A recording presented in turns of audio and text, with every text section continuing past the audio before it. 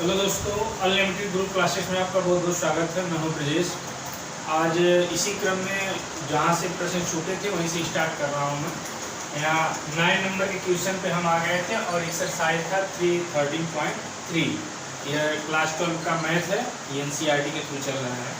तो यहाँ पर 9 नंबर को जो क्वेश्चन दिया गया वो क्या है, find mod of x is for a unit vector a और आपको इतना given x minus a dot x plus a is equal to 12। कहने का सीधे सीधे मतलब है कि आपको मॉड x का मान बताना है। इस सवाल में आपको जो मॉड में x दिया है इसकी वैल्यू बताना है। और सेकेंड आपको क्या दिया है, वेक्टर a क्या बताया है, यूनिट वेक्टर। जो वेक्टर a है वो कैसा वेक्टर है, यूनिट वेक्टर है। यूनिट वेक्टर का मतलब उसका मान कितना है, 1 है। इतना चीज आपको यूनिट वेक्टर दिया है और मॉड ऑफ x का मान या x की वैल्यू वो पूछ रहा है आपसे। और आपको यह चीज गिवन है, यह चीज गिवन है, तो इसी से हम सॉल्यूशन को निकालेंगे।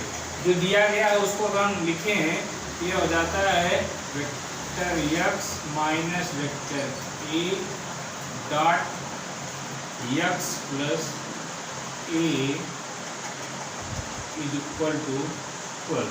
अगर इसका डॉट प्रोडक्ट करें हम बारी बारी x का दोनों मल्टीप्लाई माइनस a का दोनों मल्टीप्लाई अगर करें तो क्या मिल जाता है आपको, x डॉट x, फिर x का इसमें करेंगे प्लस साइन x प्लस फिर माइनस a का करेंगे माइनस वेक्टर a डॉट का वेक्टर x, इसके साथ इसमें करेंगे माइनस साइन वेक्टर a और dot vector a is equal to 12। ये हो जाएगा।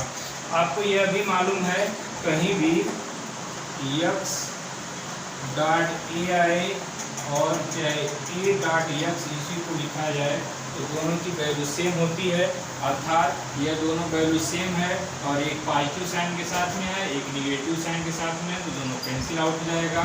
अब क्या बचेगा आपको, x डॉट x को हम लिखते हैं मॉड ऑफ x का होल स्क्वायर माइनस साइन, इसी तरह इसको भी लिखेंगे, दोनों वैल्यू सेम है, तो यहाँ मॉड ऑफ a का होल स्क्वायर इक्वल टू 12। और आपको यह बता दिया गया है मॉड ऑफ a का मान जो यूनिट वेक्टर के बराबर है, अर्थात यहाँ पर 1 रखेंगे, 1 का स्क्वायर करेंगे 1 ही आएगा। यहाँ पर लिख सकते हैं मॉड ऑफ x का whole square minus 1 equal to हो जाएगा 12, 1 इधर जाएगा 13 हो जाएगा। मॉड ऑफ x का होल स्क्वायर इक्वल टू 13 या mod of x equal to, यह रूट इधर आ जाएगा तो यह कितना हो जाएगा, रूट में हो जाएगा।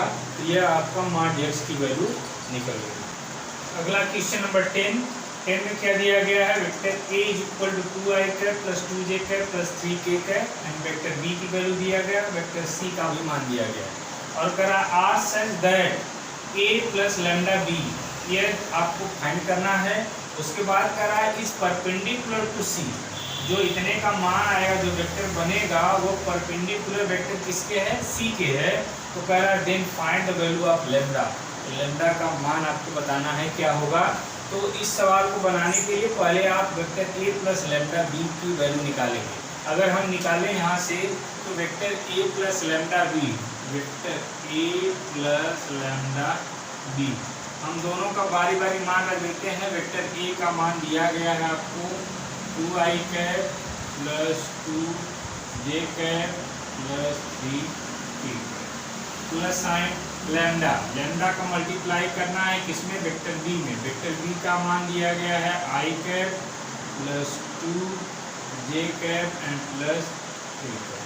ठीक, अब इसको सॉल्व करके i j को अलग करेंगे।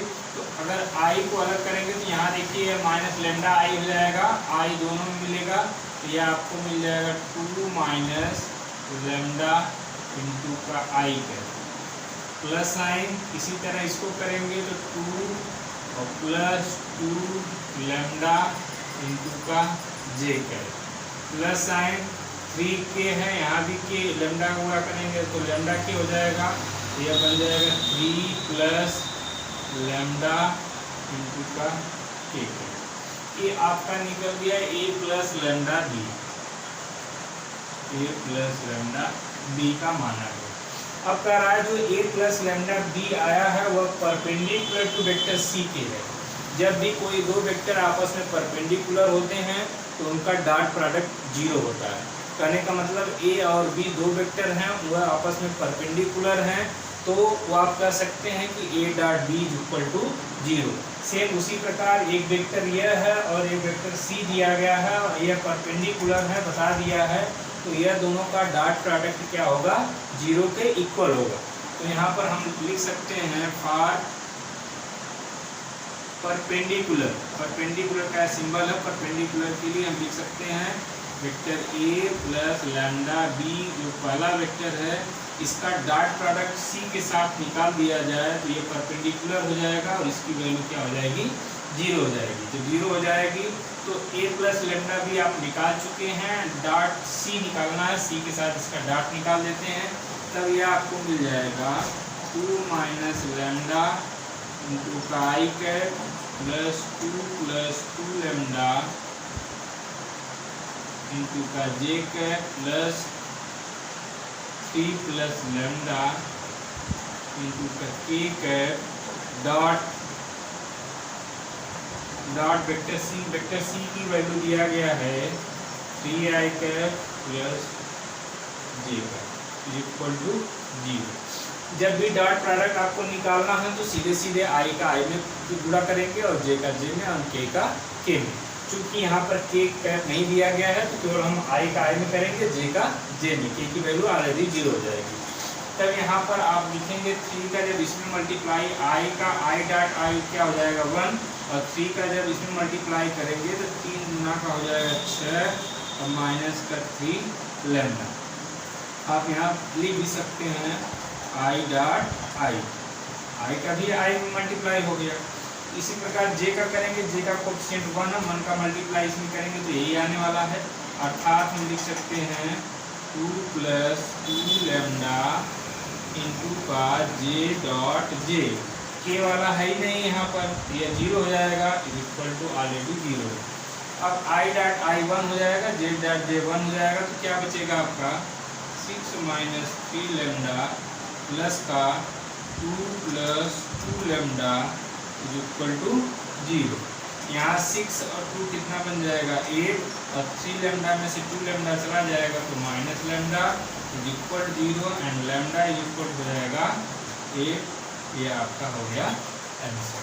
ठीक है, इसके आगे वाली प्रॉब्लम ये क्वेश्चन नंबर 10 था, 11 आप अपने से बना सकते हैं, सेम इसी प्रकार है।